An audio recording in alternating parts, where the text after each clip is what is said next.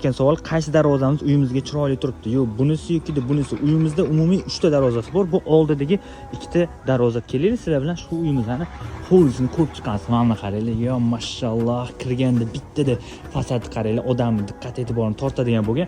Kelinglar, bir boshidan ko'rsin, darvozani ko'rsin. Bu hammanglar bilgan avtomatik darvoza. 2 ta yon tarafga ochiladigani, bu yoqdan bemalol 2 ta mashina qo'ysa bo'ladi. Endi hozirgi aytayotganim mana shu darvoza bo'ladi. Bu tepaga ochiladi. Buni ham bilasizlar, tepaga bundoq ko'tarib tepaga ochiladi. O'zingizlar xolis baho beringlar. Qaysi birini qo'ygan yaxshi? Bu neoklassik uyimizga bunisi yarashganmi yoki ko'proq buni yarashganmi?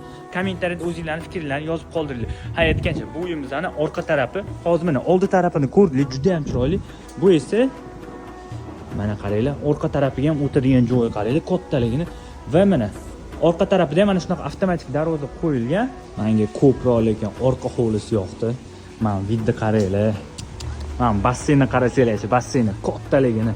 Mana to'g'rida turetskiy sauna, mana shunaqa vodopadlari ham bor, juda ham chiroyli. O'zingizlar bitta xolis fikrlaringizni yozib ketinglar. Orqa fasadi chiroylimi yoki bu uyimizning oldi fasadi chiroylimi? Kommentariyada o'zingizlarning fikrlaringizni yozib qo'yinglar. Menga mana shunaqa uylarda yashashlik nasib qilsin deganlar bitta like bosib, eng yaqin jigarlarga mana shu videoni jo'natib qo'yamiz.